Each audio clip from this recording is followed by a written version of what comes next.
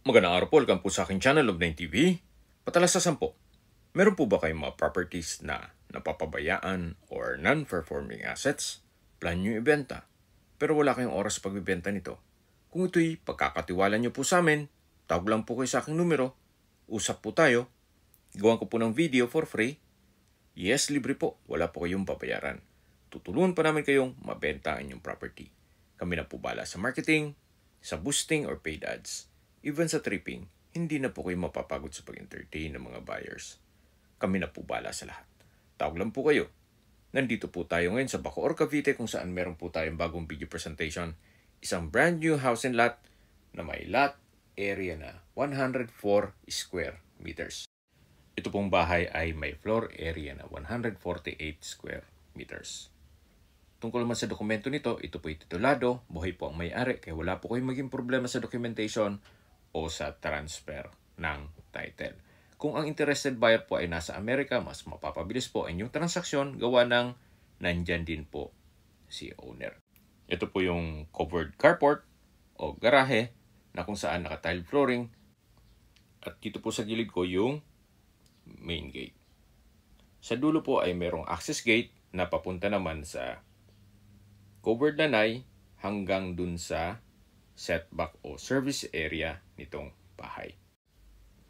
Yan po yung garahe o covered carport at ito po yung main gate. Yan po yung secondary gate at dito naman po yung main door. Ito po ay steel door at may peephole. Nandito na po tayo sa living area o salas. Meron pong customized glass window with security grill at naka-ceiling cove design na rin po. Dito naman po yung dining area at yan po yung sliding glass door papunta sa lanay. At dito naman po yung, mula po dito matatano natin yung hagdan, then yung first bedroom at yung common toilet and bath. Ito naman po yung formal kitchen.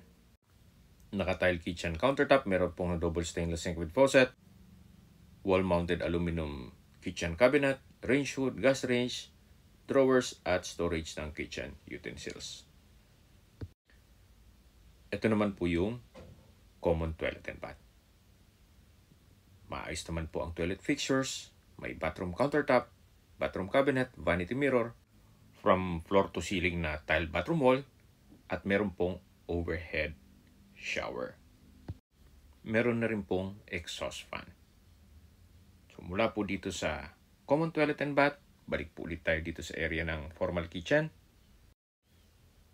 Check po natin itong first bedroom. Ito yung naka-steel door at sa spasyo naman sakto lang, hindi naman siya ganun kaliit at hindi naman ganun kalaki.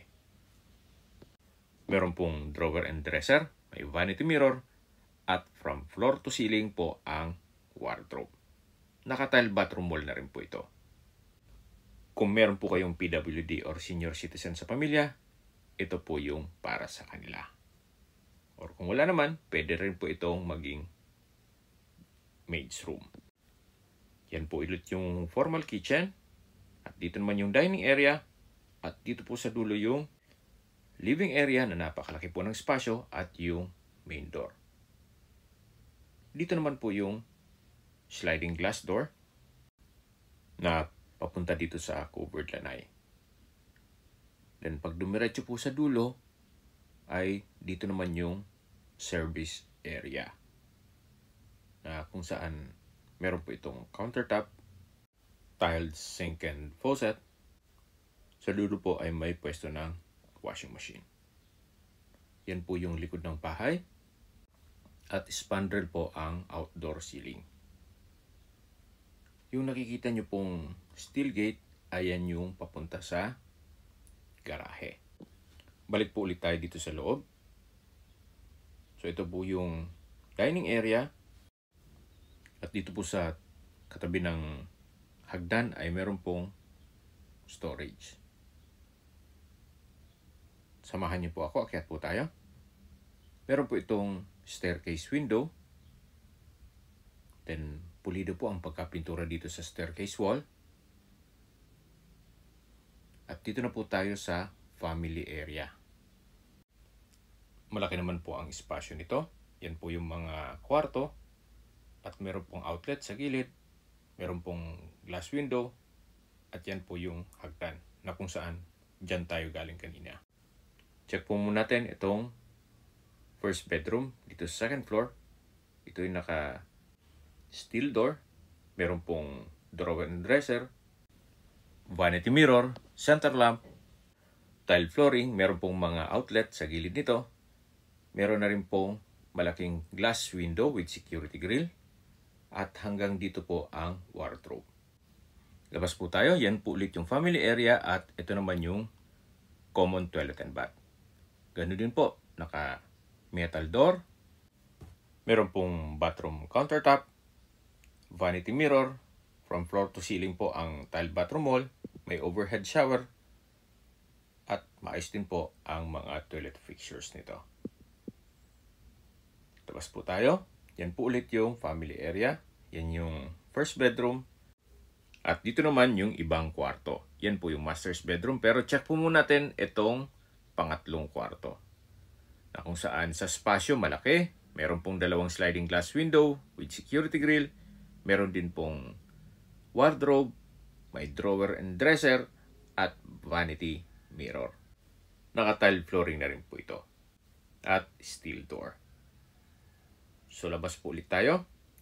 Ito yung family area. Then, yung hagdan. Yung access door papunta sa terrace. At dito na po tayo sa master's bedroom. Malaki po ang espasyo nito. Naka-ceiling cove design. Center lamp. Meron pong wall-mounted rack. May drawer. Then, dresser. Vanity mirror. Pin lamps. At meron pong access door papunta dito sa balkonahe o terrace. Ito po yung nakatubular railing. Yan po yung sliding glass window nung third bedroom. At ang terrace po ay hanggang dun sa dulo. Meron pong access door dito na papunta naman sa family area. At dito naman po sa dulo ay matatanaw naman yung sa may service area. Ito po yung side view ng bahay. Naka-spandrel na rin po ang outdoor ceiling. Yan po yung sliding glass window nung third bedroom. Kaya meron pong natural ventilation. Babalik po ulit tayo dito sa harapan ng balkonahe o terrace. At yan po yung sliding glass door. Ito po naman ang inyong magiging kapitbahay once na makuha nyo ito. Napakatahimik po ng lugar. At malapit po sa lahat. Balik po ulit tayo dito sa loob. Tunghayan nyo po itong master's bedroom. From floor to ceiling po ang wardrobe. At meron din po itong sariling toilet and bath na kung saan ito'y naka-metal door na rin po. May water closet with bidet, bathroom countertop, vanity mirror, at dito naman po yung shower area. May overhead shower, at naka-tile bathroom wall. Meron din pong exhaust fan. Tunghayan nyo po ulit itong master's bedroom bago tayo lumabas. Dito po ulit tayo sa may family area kung saan ito po yung tinutukoy ko kanina na access door na papunta dito sa dulong parte ng balkonahe. At dyan na po tayo galing kanina. Habang naglilibot po tayo at pinagmamasdan niyo po itong kapaligiran nitong property, pag-usapan na natin ang distance, location at travel time. Meron po itong dalawang entry at exit points. Ang isang entry point ay Tirona Highway at ang second entry point ay Aguinaldo Highway. Sa Tirona Highway po ay may distance na 2.1 kilometers at ang travel time is 8 minutes. Sa Aguinaldo Highway naman po ay meron pong distance na 2.8 kilometers at ang travel time is 11 minutes. Mula naman sa Lumina Point Mall, ang distance is 3.2 kilometers at ang travel time is 13 minutes. Mula naman po sa Cavite State University, Imus Campus, ang distance is 3.4 kilometers at ang travel time is 13 minutes. Mula naman po sa SM Bacoor, ang distance is 8.9 kilometers at ang travel time is 28 minutes. Meron din pong dalawang hospital na malapit dito sa property. Ang isa po ay yung Crisostomo General Hospital. Ang distance is 2.6 kilometers at ang travel time is 8 minutes. Ang pangalawang hospital po ay yung Medical Center ng Imus. Ang distance is 3.2 kilometers at ang travel time is 13 minutes. Yan po yung lagi kong binabagit sa inyo na dapat yung i-consider sa paghanap ng property, yung meron pong malapit na hospital. Hindi ko naman po sinasabing sakitin kayo. Yan naman po for emergency purpose lang naman. Okay, sa presyo na po tayo. Binebenta po ito ni owner sa halagang 8 million pesos.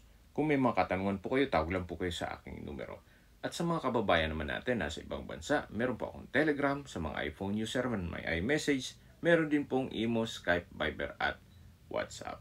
Same number lang po, 0917-316-3399. Sa mga nagtatanong naman po ng aming Facebook, meron po aming Facebook page na Nob9TV at Facebook Reels Video. Meron din pong TikTok at Instagram. May ibang YouTube channel po kami na The Nob9TV channel at Nob9TV Listings. Sana po naibigyan nyo ang aming video presentation. Pakilike and subscribe na lang po sa aking channel para ma-update din po kayo sa aking future listings. Kung sakali po hanap nyo yung mas malaking sukat ng lupa, meron din po kami ibang listings na pwede nyo pagpilian. Huwag po kayong mag-atubiling tumawag sa amin, then let us know your budget para malaman namin kung anong property pwede naming i-alok sa inyo. Sa lahat pong viewers, subscriber at nagtiwala po sa amin, salamat po sa suporta. Ingat po kayo lagi at yung pamilya. Maraming salamat po.